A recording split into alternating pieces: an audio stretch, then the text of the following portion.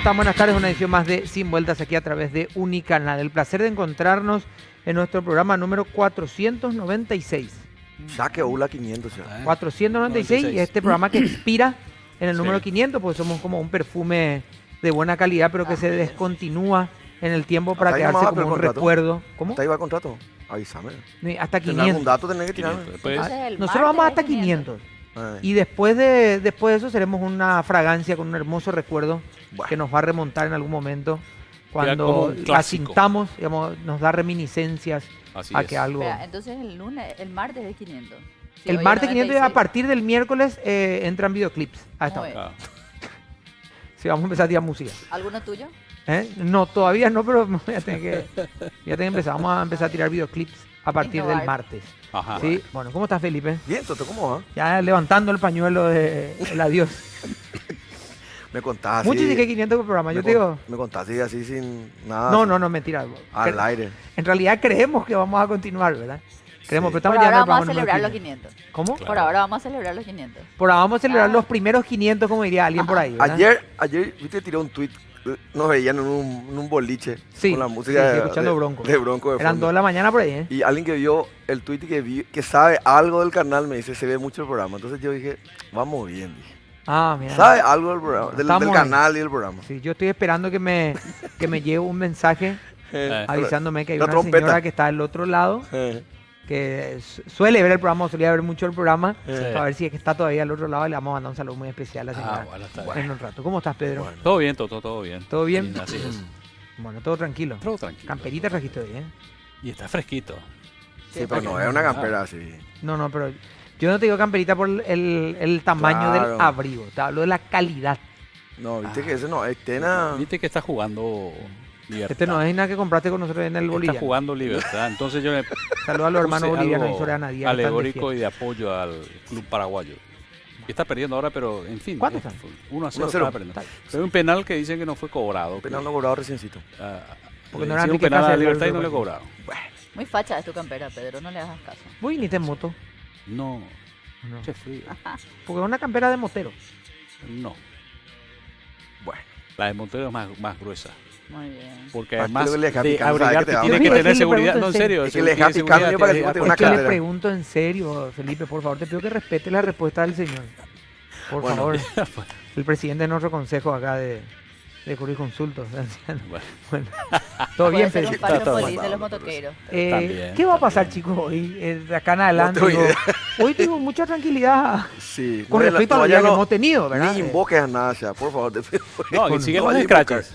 Ahora se le va a hacer también a decir Masi. Ah, sí, a su vi casa. eso también. Hoy creo que es, ¿verdad? Sí, yo inició con Ibáñez, después, o sea, con nombre, digamos. Con nombre, ya va. Tiene González una agenda. Lar, Sí. Ahora se anuncia uno para decir en la frente de la casa de Cirema, sí. Dicen que con esto dicen que la indignación es selectiva, dice. Entonces, vaya todo. Van a ir por todos, digamos. Van a ir por todo. Puede ser que yo leía hoy un anuncio de un posible intento de cierre al aeropuerto Silvio Petirosi. Es una amenaza. La renuncia de González. Es una amenaza, sí. Antes del 15, tipo para Hablamos poder... con la coordinadora en la presionar. radio. Tiró eso. A presionar, claro. ¿Pero qué son? ¿Funcionarios o quiénes son? Ni idea. No sé. O digamos parte de este grupo de sociedad civil que un dice, nombre ahí. No creo que sean funcionarios porque la mayoría de los que están en el aeropuerto creo que le deben el cargo a Oscar. Claro, ¿quién hace los... Pero claro, ¿cómo se identifican como gremio? Sí, coordinadora anticorrupción o algo similar, no sé. ¿Y están a favor de González Dar? No. Dicen... No, ellos van a cerrar para que renuncie el tipo. Claro, plantean digamos, la instalación del aeropuerto como algo icónico porque tiene que ver con González Dar, supuestamente. Y viste que tenían la llegada de las Lo delegaciones. que son los leales son los funcionarios. No, decía que sí, no creo que sean los funcionarios del Claro. aeropuerto, porque la mayoría ahí creo que le responde al Pasemos locos señor. hablando, che. Sí, pasemos locos, yo te digo... Acá se me cruzaron las dos. Bueno, dos visiones, claro. Sí, se cruzaron las dos y vos tomaste cualquier cosa, Mariana. La mitad, Yo la mitad voy a del otro. aclarar porque me pongo en lugar de la audiencia. Para ser periodista es Felipe, ¿verdad? Claro. ¿Cómo es? ¡Hala! Felipe te diría para ser periodista. Bueno, no le voy a perdonar nunca, porque ya les voy a contar una anécdota en la pausa de lo que estamos hablando. Bueno, hoy tenemos miércoles de audiencia.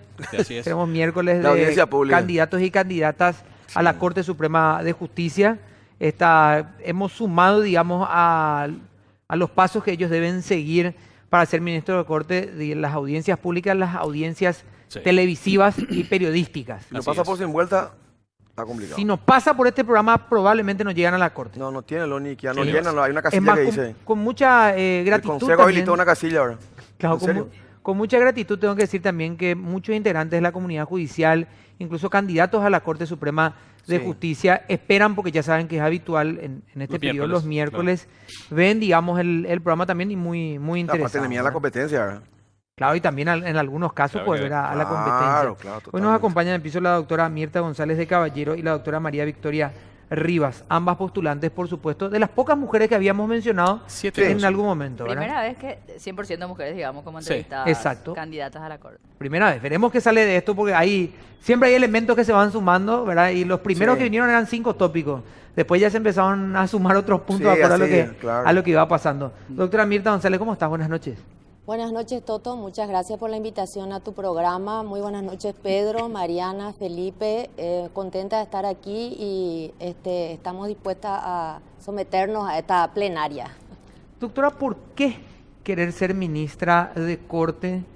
Mirando un poco los antecedentes inmediatos, no estoy hablando de la calidad profesional ni el desempeño como ministras de la doctora Pucheta y alguna más por ahí también, sino por la exposición y lo que ha quedado en imagen, ¿verdad? Viste que se hizo muy público lo último, sobre todo lo de la doctora Alicia Pucheta, que quedó en el medio del tironeo político finalmente.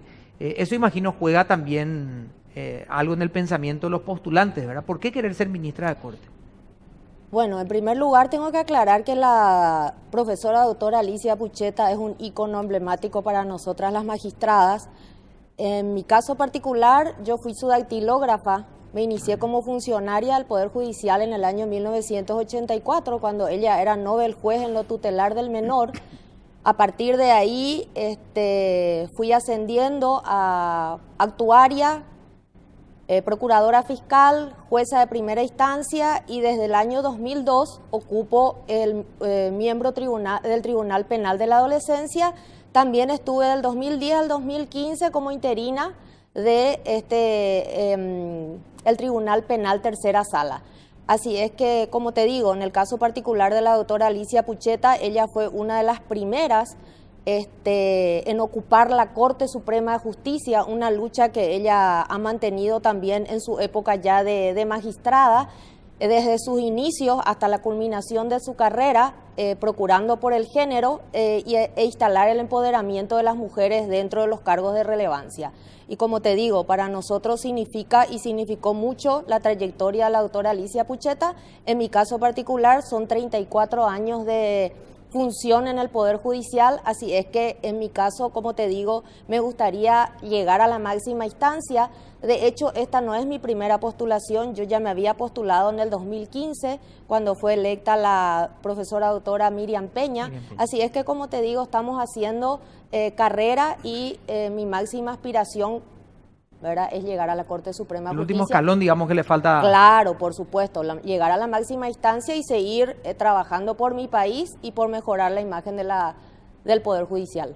Doctora Rivas, ¿cómo está? Buenas noches, gracias por acompañarnos. Sí, bueno, un gusto compartir con todos ustedes, con la doctora Mirta González y manifestarte la otra visión, un poco que manifiesta la doctora Mirta González, que tiene una trayectoria bastante importante dentro del sistema judicial, pero creo que es un momento también de empezar a pensar, de darle un poco una visión ciudadana externa a todo el problema que tiene el Poder Judicial en este momento. Y en mi caso particular, yo vengo militando este tema desde hace bastante tiempo de la sociedad civil, viendo las grandes debilidades que tiene el funcionamiento del Poder Judicial y tomarlo como un desafío personal y un compromiso, ¿verdad? Un compromiso ético, sobre todo en este momento en que el país está atravesando por momentos políticos muy complejos y sobre todo momentos políticos que son resultados de desacertadas resoluciones judiciales que emanaron de la Corte Suprema de Justicia. Entonces, creo que para mí es un gran desafío personal intentar hacer desde adentro esa reforma judicial que lo venimos trabajando desde hace bastante tiempo de la sociedad civil, ¿verdad? Una justicia que responda un poco a las necesidades ciudadanas y una justicia que de alguna forma permita el acceso a justicia sin ningún impedimento para todos los ciudadanos. Y bueno, para mí es un desafío y estoy predispuesta a asumir ese gran desafío en este momento. Bueno, doctora, vamos a arrancar con las preguntas por parte de Pedro. La lógica me diría que tendría que ser Mariana, pero como Pedro después hace quejas formales, envía correos electrónicos, porque es el primero en preguntar. Pedro, por favor, primero comenzamos contigo, pues Mariana y Felipe. Le pido a los dos, mil disculpas, Felipe y Mariana, pero... Vamos a enviar correo también. Bueno, ¿a qué compañía le enviar? ¿Qué quieren que haga? Yo solamente recibo los puntos que levantan en mi contra, así que, por favor, Pedro. Pregunta Pedro. Bueno, ya está. Doctora, muchas gracias por estar con nosotros hoy. Y bueno, consultarle un poco cuál es la visión o el perfil de justicia que buscan ustedes. Estamos viendo lo que ocurre en todos los países de la región, en donde, bueno, la justicia es como que está dando pasos importantes y de alguna manera también demostrando que la importancia de la persona no le hace diferente al resto de los comunes. Ojo, no es fácil y con mucha dificultad. No digo que sea lo ideal, pero de pronto vimos ayer un expresidente condenado a más de 5 años de cárcel. En Brasil y en otros países también está ocurriendo lo mismo. Yo quiero saber cómo ustedes ven eso, porque nosotros todavía vemos aquí una justicia muy subordinada al poder político. Entonces, quiero saber qué piensan ustedes acerca de eso. Porque estaba escuchando, por ejemplo, lo que ocurre con el senador González Daer. ¿Ustedes consideran que el hecho que este señor se le haya grabado, no estoy diciendo que sea legal o ilegal, sino que se le grabó llamando a jueces y fiscales, no implica la intromisión de un poder del Estado sobre otro? Quiero saber el punto de vista de ustedes. Sí, en primer lugar tenemos que aclarar de que nosotros apostamos por una justicia más humana. Una justicia más humana que signifique llegar a los más vulnerables, que se allane todos los obstáculos para que aquellas personas como ser niños, adolescentes, adultos mayores, mujeres violentadas, discapacitados, pueblos originarios, incluso privados de libertad, puedan tener un acceso a la justicia y puedan lograr efectivamente una tutela jurisdiccional efectiva. Vale decir, que acudan a la justicia, que tenga respuesta en un plazo razonable y apostar a erradicar la corrupción, a erradicar la morosidad, a erradicar justamente todo cuanto hace al debilitamiento del Poder Judicial. Y uno de los puntos, ¿verdad?, que hoy en día se reclama es la independencia del Poder Judicial. No podemos estar ajenos nosotros a ese tipo de circunstancias desde el momento en que tanto el Consejo de la Magistratura como el jurado de enjuiciamiento tiene un componente jurídico. Nosotros como gremio, porque yo también formo parte de la Asociación de Jueces del Paraguay y de la Asociación de Magistradas Judiciales del Paraguay, apostamos justamente a consolidar la independencia del Poder Judicial, a tratar en lo posible de que justamente políticos integren el Consejo de la Magistratura, el jurado de enjuiciamiento, y que estemos representados por nuestros pares, vale decir por magistrados que nos puedan representar y que realmente ocupen ese lugar haciendo valer la calidad de la justicia, haciendo valer la calidad y la condición del juez o de la jueza en este caso, ¿verdad? Y lograr así una mayor independencia al Poder Judicial. Porque hoy en día, como están concebidos tanto la conformación del jurado como del Consejo, existe un fuerte componente político. Doctora Rivas. Sí, bueno, en realidad yo creo que tenemos que mirar desde dos puntos de vista. Primero, lo que significa el Poder Judicial en un Estado social de derecho, en donde la mayoría de los ciudadanos le seguimos viendo al Poder Judicial con una visión muy reduccionista. O sea, seguimos viendo al Poder Judicial como órganos que dictan sentencia, cuando que hay que tener en cuenta que los sistemas judiciales son piezas clave para lograr la confianza pública y sostener la confianza pública y de ahí la cohesión social, ¿verdad? De ahí radica la importancia, sobre todo en esta época, en una dinámica social tan compleja, en donde los procesos normativos no acompañan esta dinámica social y los jueces muchas veces deben resolver situaciones inclusive no previstas en la ley.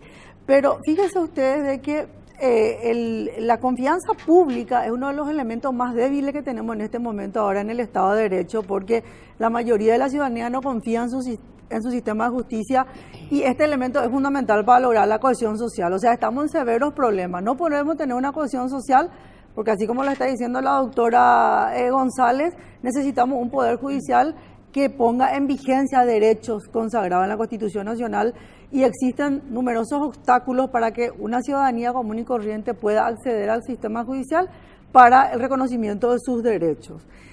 Y por el otro lado tenemos el grave problema de la falta de confianza pública, y de ahí radica un poco todos nuestros problemas en este momento que estamos teniendo, en donde casos tan emblemáticos como el caso Curuguatí, etcétera, la gente no confía en las sentencias judiciales. Entonces, uno de los elementos centrales del Estado de Derecho es que la legitimidad de las resoluciones judiciales se basa en la confianza que le tenga la gente en sus jueces, y eso es lo que no tenemos. De manera que tenemos que trabajar varios elementos. Uno de ellos, y me permito señalarte 5 puntos centrales que nosotros, que lo venimos trabajando desde hace bastante tiempo, tenemos que solucionar de alguna forma como país. Uno es el tema del acceso a justicia, el otro es el tema de la mora judicial, el tema de la independencia judicial, de la imparcialidad y de la confianza pública. Si nosotros como país no nos ponemos en serio, autoridades políticas, sociedad civil, autoridades judiciales, a tratar de entender el conglomerado de problemas que engloba cada uno de estos puntos, y no tratamos de dar solución a la única vía de escape que tenemos, que es nuestro sistema judicial, entonces estamos generando un país anárquico con mucha violencia. De manera que la visión que puedo darte como candidata a ocupar un cargo importante es lograr la confianza pública y tratar de avanzar en un fortalecimiento de la independencia del Poder Judicial, que podemos hablar después cómo podemos instrumentalizar una independencia del Poder Judicial para que dejemos de mirar que la independencia judicial es un concepto abstracto. Eso es lo que la mayoría de la gente piensa, que hablar de independencia judicial es hablar como de un concepto abstracto. La independencia judicial hay que instrumentalizarlo con herramientas que permitan de alguna forma se vuelvan absolutamente efectivas, y eso es lo que tenemos que empezar a trabajar. Vamos a hacer una pausa. A la vuelta preguntaba Mariana y también Felipe. Estamos haciendo nuestra audiencia periodística. ¿Qué pasa? ¿No te gusta? No, genial me parece. ¿No te gusta? Avísame, Felipe. Me río porque me gusta ese amigo. Vamos a hacerlo más marketinero, Pedro, por favor, ¿sí? Bueno, vamos a hacer una pausa y ya volvemos.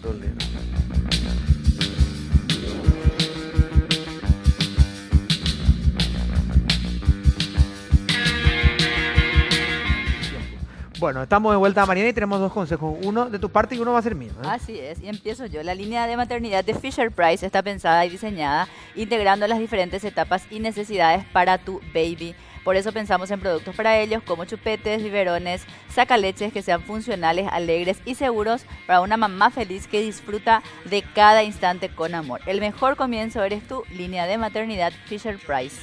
Fisher-Price es genial. Sí, es una línea realmente fantástica para las madres. Sí. Hola, soy paraguayo como vos, creo en una generación de personas protagonistas de lo que está por venir. Soy ese grito de orgullo que se quiebra mostrando lo mucho que amamos hacer las cosas bien en nuestro país. Elijo productos, servicios e industria nacional porque es mi causa y mi orgullo, porque es elegir un país mejor, porque es mío y tuyo, consumo orgullo paraguayo como vos. Entérate más en paraguayocomovos.com.py, en Facebook, en Instagram, impulsado por la UIP Joven, Capazu, el Ministerio de Industria y Comercio y Paraguay Marca País. Por favor, Mariana, adelante con la pregunta. Sí, bueno, para ambas entiendo que están respondiendo todas las preguntas, pero una viene de la carrera judicial, digamos, de todos los estamentos, y bien lo decía la doctora Rivas, de algún modo activando, militando, trabajando del sector privado, también desde la sociedad civil. Creo que las dos en su justa medida tienen un sobrado diagnóstico de lo que seguramente a criterio de ustedes les falta al Poder Judicial. Ahora, sin entrar en qué les falta o qué no, porque ahí podríamos irnos seguramente los 500 programas. Probablemente. Me gustaría saber qué prioridades pretenden ustedes encarar? De lo mucho que les falta, digamos, si van a enfocarse en una o dos cuestiones, bueno, ¿qué prioridades tendrían ustedes y qué acciones para esas prioridades? O sea, ¿qué acciones concretas, digamos? Me gustaría iniciar con la doctora Rivas. Sí, bueno, en realidad tenemos una focalización muy importante con relación al funcionamiento de la Corte Suprema de Justicia, ¿verdad? Que creo que es uno de los problemas centrales que tenemos ahora y desde hace bastante tiempo la Corte no responde a la expectativa ciudadana. Y dentro de esa focalización con relación al funcionamiento de la Corte, una definición clara de que hay que reducirle las competencias a la Corte Suprema de Justicia. Y en 3 grandes líneas. La Corte Suprema de Justicia tiene 2 grandes funciones, que son las funciones administrativas, maneja 230 millones de dólares de presupuesto anualmente y más de 13.000 funcionarios que están bajo su cargo. Y tiene la función jurisdiccional, que es la función más importante y es por la cual juraron ser jueces y integrantes de la sala, etcétera. Y dentro de sus funciones administrativas está el manejo de los recursos económicos financieros de la Corte y además tiene todo el mecanismo disciplinario de más de 64.000 auxiliares de justicia entre jueces, escribanos, abogados, etcétera. Entonces, ¿qué es lo que estamos haciendo en nuestra Corte Suprema de Justicia? Los ministros de la Corte le dedican más del 70% de su tiempo a las cuestiones administrativas, de manera que el punto central para lo que están ahí, para lo que le necesitamos, para la seguridad jurídica, previsibilidad, legalidad, tienen que ser las funciones jurisdiccionales. Entonces, dentro de las funciones administrativas, hay que sacarle a la Corte todas las funciones administrativas. Me gustaría interrumpirte, Vicky, te voy a dejar de seguir después, pero ¿no te parece o no considerás vos que justamente...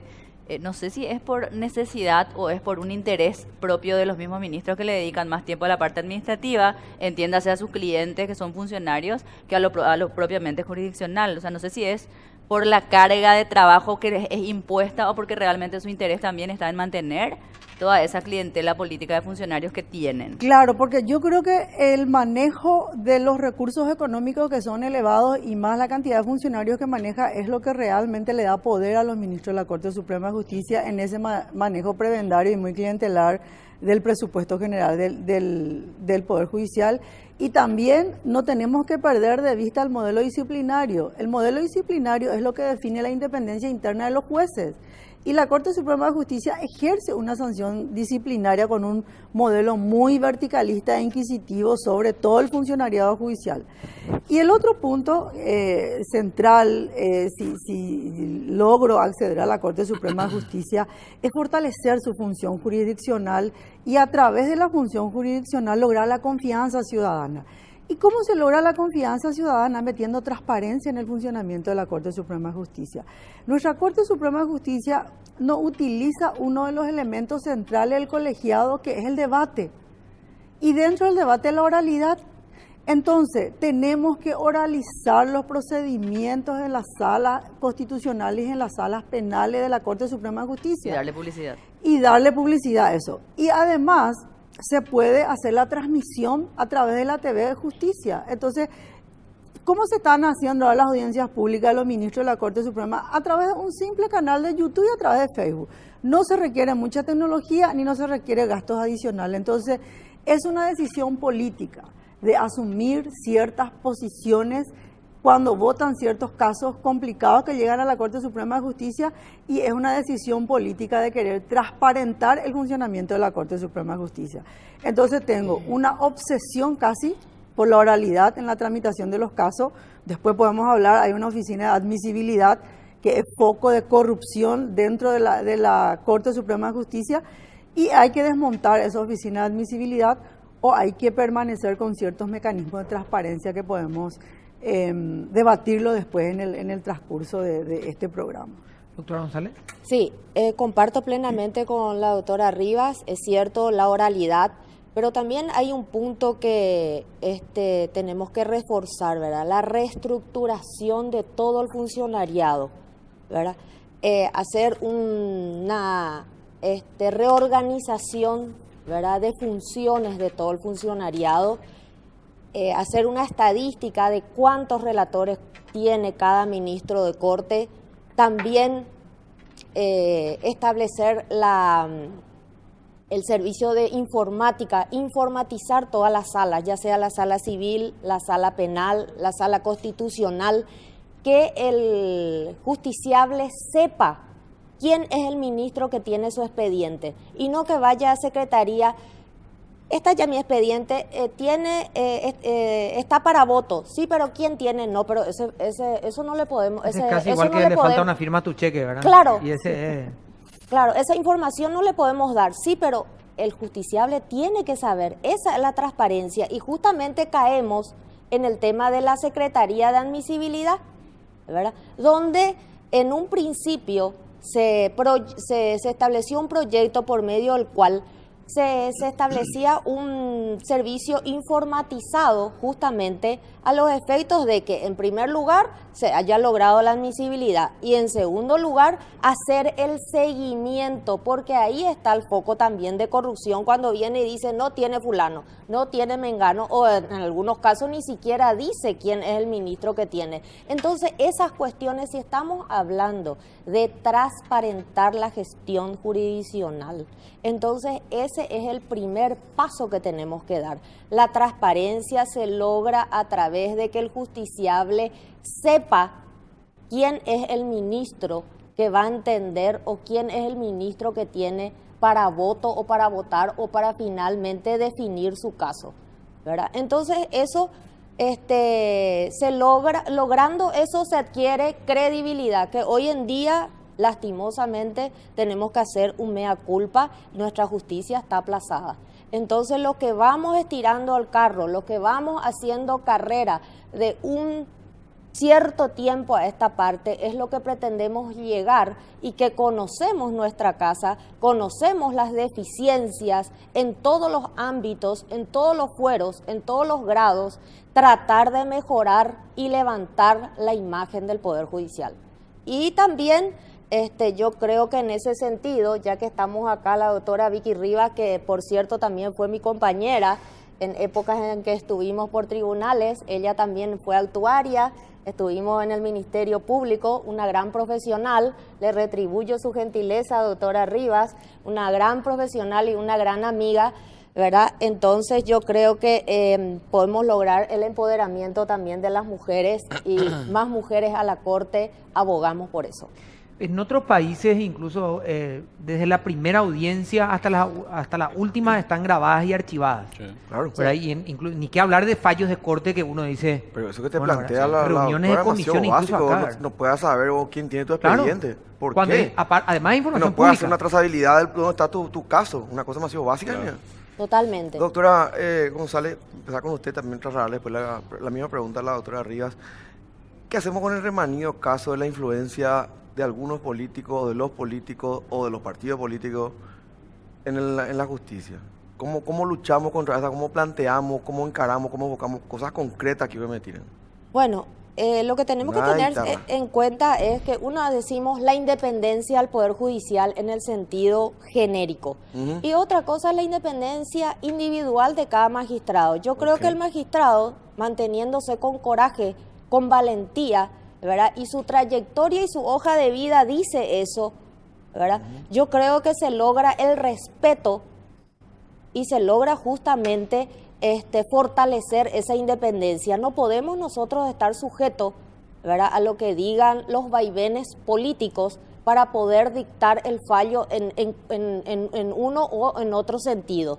Entonces yo creo que eso, a través del coraje, de la valentía, de la ética, de la práctica de los valores correspondientes, uno logra esa independencia y se hace respetar como magistrado dentro de la judicatura.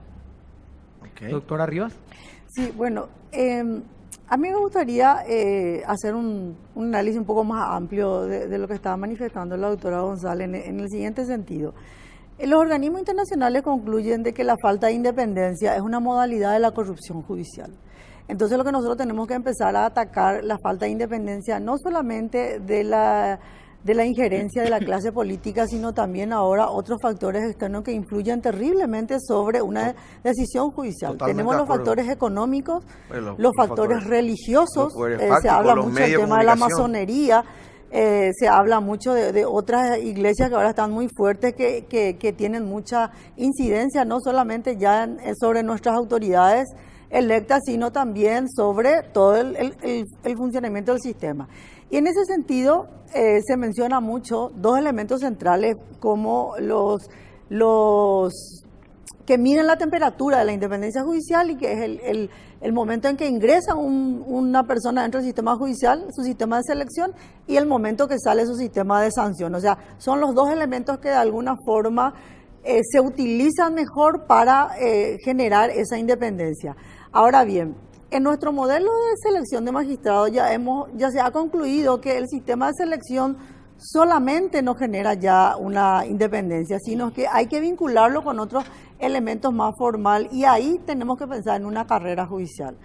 Sistema de selección de magistrados más una carrera judicial que armonice con planes de capacitación y planes de especialización, de alguna forma garantiza tener mayores jueces con nivel de independencia óptimo para volver a generar confianza.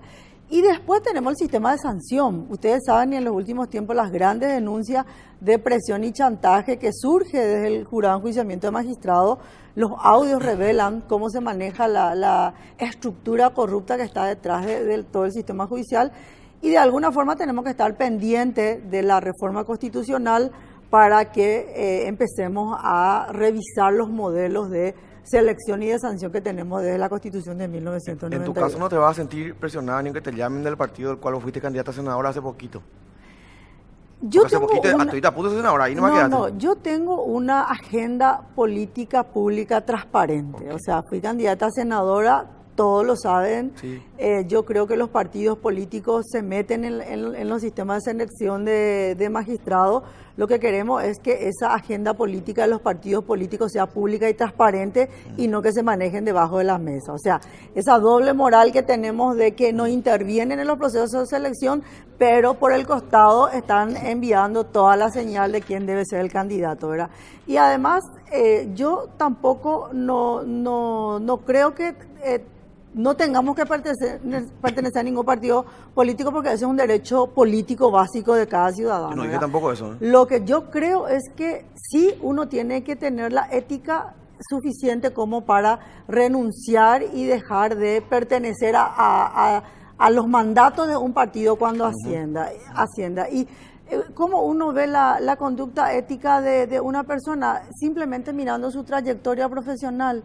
Si vos de alguna forma tuviste una trayectoria profesional limpia y transparente, obviamente que eso te da la garantía de que cuando asumís un cargo de tanta responsabilidad como esta, vas a seguir esa misma trayectoria. Vamos a hacer una pequeña pausa. Le digo que en estas sesiones públicas periodísticas, me olvidé, iba a traer la peluca de... Sí, tenemos de la corte, sí, tenemos que venir así como peluca ataviado a la Inglaterra. Claro, sí, como las cortes inglesas, así con las pelucas. Sobre todo aquellos que necesitamos, ¿verdad? Bueno, vamos a hacer... ¿Perdón? Con los rulitos. Con los bucles. Con los bucles, sí, señor. Sí. Vamos a hacer una pausa y a la vuelta continuamos con nuestra audiencia pública a candidatos a ministros y candidatas, por supuesto, a ministros de corte.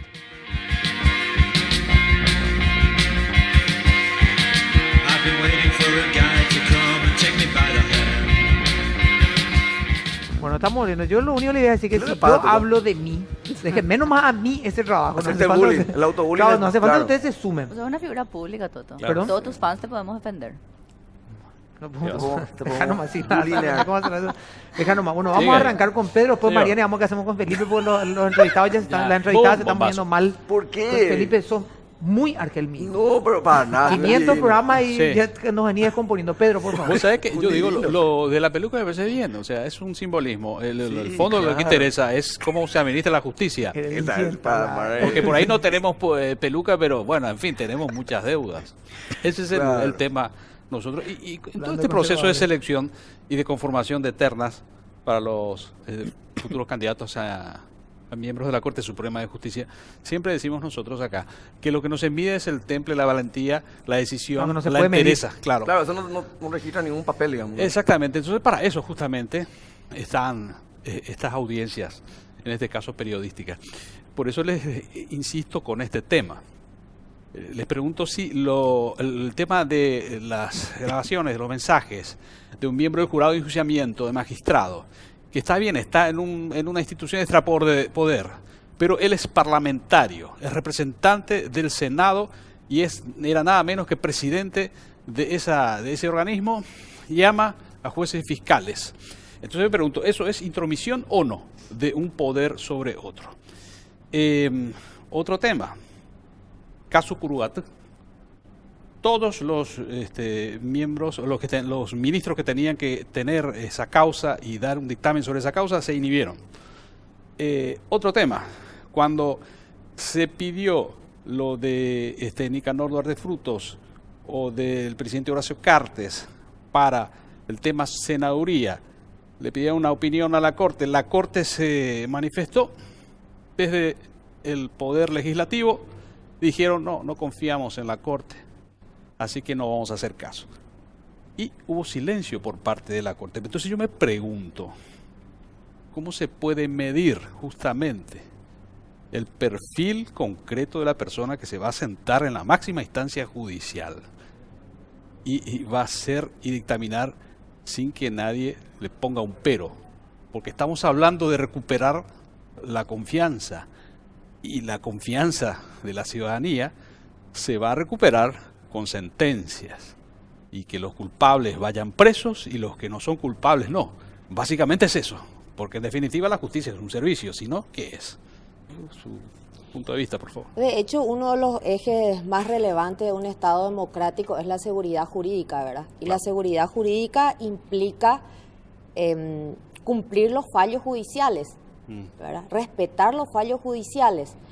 Y bueno, y en tal sentido, ¿verdad? Nosotros, los operadores de justicia, tenemos que, en primer lugar, una hoja de vida que trasluce y trasciende justamente a la comunidad jurídica para que esa trayectoria de vida sea sometida, sea estudiada, sea verificada,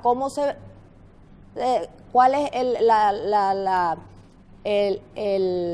el trabajo que hizo la doctora González, en qué fuero ella se desarrolló su carrera judicial, cuántos años de trayectoria tiene. En mi caso particular, yo integré también la Corte Suprema de Justicia, he dictado varios fallos y tengo que, modestia aparte, ¿verdad? No tengo un solo profesional que haya provocado mi inhibición o que yo me haya inhibido de ese profesional. Obviamente que siempre se plantean, ¿verdad?, cuestiones a los efeitos de plantear chicanas, ¿verdad?, o a los efeitos de retrasar justamente el desarrollo de un proceso, ¿verdad? Pero yo siempre me he opuesto a que esas recusaciones que se han planteado en mi contra por A o B motivo, ¿verdad?, me haya allanado y haya dado lugar a eso. Eso en primer lugar, porque como bien lo dijiste, ¿verdad?, estos fallos que fueron dictados, todos los ministros de Corte se han inhibido, ¿verdad? Todos tendrían causal de inhibición por A o B motivo. Bueno, hoy, ¿verdad?, el que se siente en la Corte Suprema de Justicia, uno de sus puntales tiene que ser justamente eso, que en toda su trayectoria, ¿verdad?, uno o dos profesionales, la verdad que no voy a decir de ninguno, porque a lo mejor uno se me habrá pasado durante estos años, pero no tengo causal de inhibición con ningún profesional, que me parece que es ya una cuestión importante. Otra cuestión, ¿verdad?, el coraje, la valentía y que no le tiemble el pulso al que va a dictar una sentencia que se adecue o se ajuste a derecho y que no por hacer el favor o caer bien muchas veces, porque tampoco hay que tener en cuenta que transparencia y ajustada a derecho no significa también mediatización, ¿verdad? Por eso es importante también el aporte de la prensa, por eso decimos, ¿verdad?, y exhortamos de que la Corte tiene que ser una Corte abierta, que dialogue con la prensa, que escuche el clamor ciudadano, que atienda las voces de los más vulnerables, ¿verdad?, y que responda en consecuencia. Hoy en día ya los jueces no están acartonados o no deberían estar encerrados en su despacho, ¿verdad? Los jueces deben ayornarse a los nuevos tiempos, los jueces deben actualizarse y deben tener una capacitación continua para dar respuesta a las nuevas problemáticas que hoy se presentan. Estamos, por ejemplo, discutiendo, ¿verdad?, una cuestión como es el aborto, la despenalización del aborto. Estamos discutiendo la fecundación in vitro, ¿verdad?, y otras cuestiones que ameritan, ¿verdad?, ayornarse y dar respuesta al justiciable dentro de lo que significa un Estado de Derecho y dentro de lo que significa una seguridad jurídica. Doctora Rivas. Sí, bueno, en realidad es que la pregunta que planteas es muy compleja porque tiene diversas variables, ¿verdad? Lo que sí te puedo decir es que la ética es un conjunto de normas y costumbres que regulan la conducta humana, ¿verdad? Y que hay valores que deben rodear la vida del justiciable, ¿verdad?, la vida del juez. Y esos valores son coraje, independencia, idoneidad, capacidad, etcétera. Entonces, ¿qué es lo que está haciendo ahora el Consejo de la Magistratura? Toma esos valores y trata de incorporar algunos indicadores con relación a la idoneidad.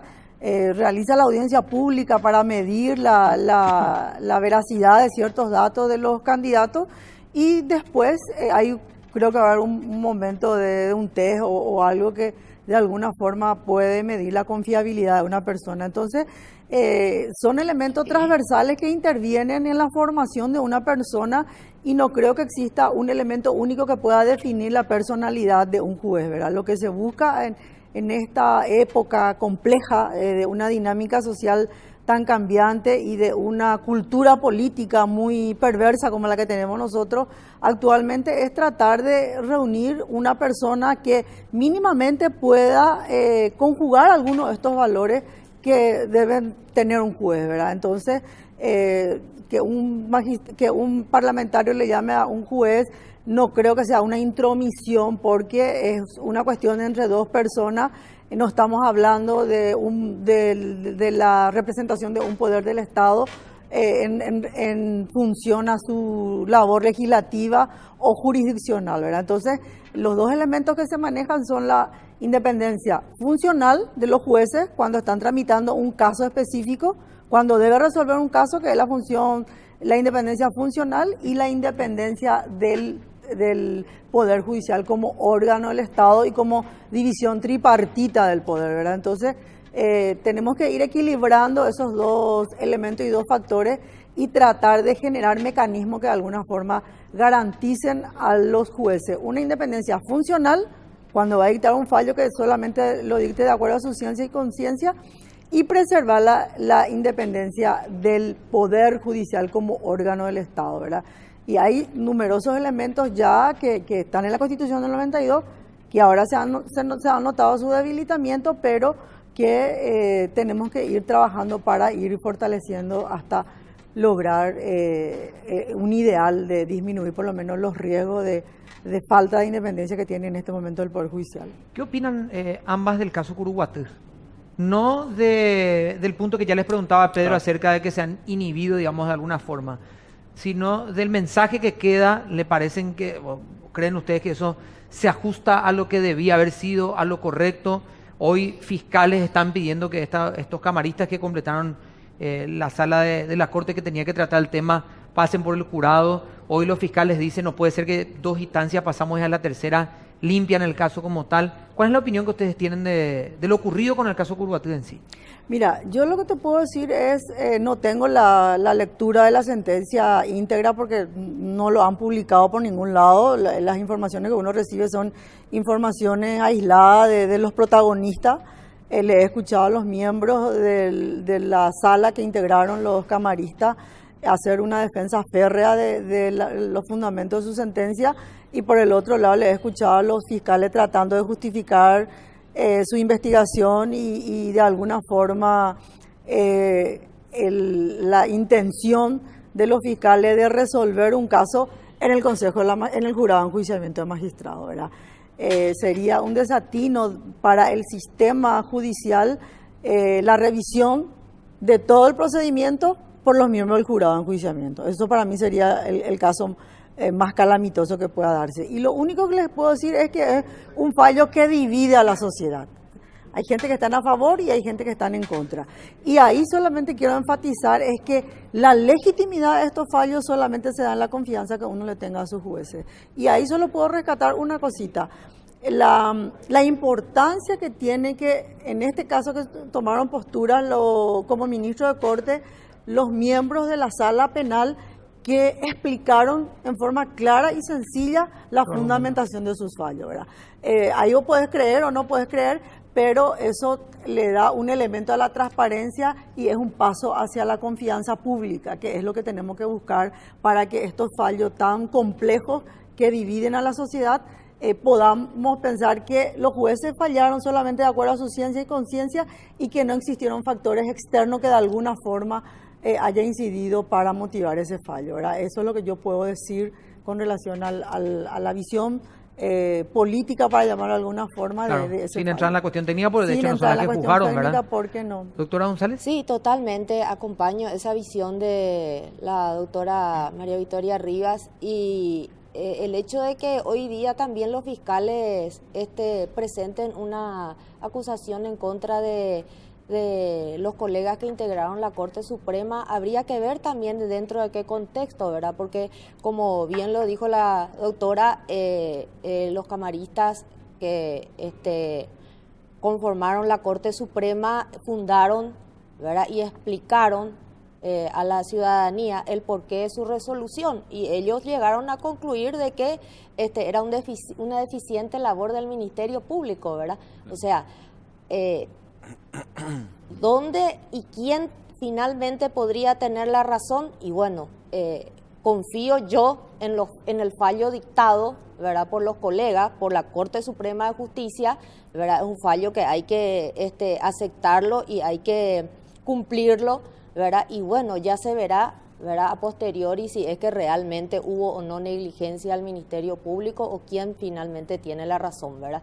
Pero es muy cierto, unos están a favor y otros están en contra, pero yo le doy el voto de confianza al fallo dictado por los integrantes de la Corte Suprema de Justicia. Doctor, lo único que quiero decir ahí es que sería demasiado caótico para nuestro país, para el sistema judicial, de que el jurado de enjuiciamiento tenga la última palabra revisando la actuación de los dos órganos por una denuncia de la Fiscalía General. O sea, no podemos cometer esas barbaridades jurídicas porque sería un gran retroceso. No puede haber un juzgamiento de mal desempeño por la interpretación que hace una sala de un caso. Entonces no existe seguridad jurídica.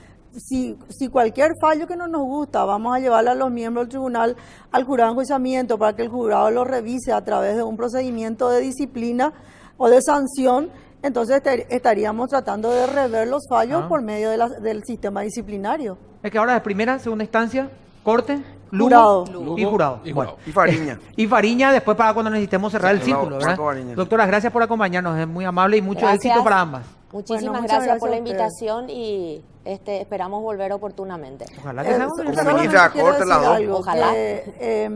Yo creo que es un momento muy interesante que estamos viviendo en el país, este proceso de la confianza, un proceso de selección, y así como lo dijo la doctora Mirta González, creemos que una o dos mujeres tienen que volver a ocupar la Corte Suprema de Justicia para generar una corte más democrática y más pluralista, que es lo que está necesitando el país en este momento. Ojalá que vengan cuando sean ministros de la Corte, que no sea ahora que llegan. Quiero ver ahí, Justamente a la jueza Ruth Bader de los Estados Unidos le habían preguntado, ¿verdad?, como asombrados, si por cuántas mujeres querría en la Corte Suprema, ¿verdad?, de los Estados Unidos, ¿verdad? Y todos los integrantes deberían ser, si hoy día conforman solo varones en aquella época. Deberían ser todas, ¿verdad? Pues hoy apostamos a eso, a más mujeres, más justicia.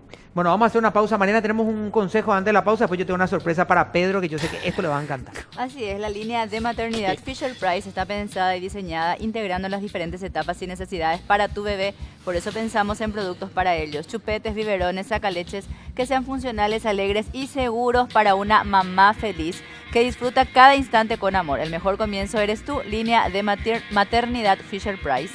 Atención, Pedro, pues yo sé que esto te va a interesar, porque llega la primera Expo Fit Wellness del país. Vos que te cuidas mucho, por supuesto. Exposiciones, charlas, exhibiciones, gastronomía, asesoramiento nutricional, indumentarias, toda la industria fit en un solo lugar. 24, 25 y 26 de agosto, esto en el Centro de Convenciones del Mariscal. Seguinos en Facebook, en Instagram, por supuesto, y ventas de entradas en la red UTS. Así que, Pedro, vas a encontrar todo lo que a vos te gusta en un solo lugar. Vamos a la pausa y ya volvemos. Bueno.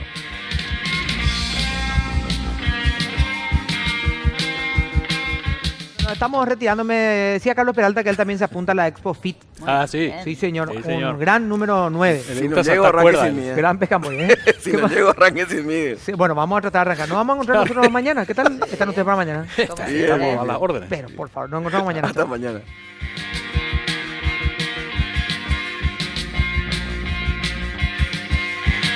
I've been waiting for a guy to come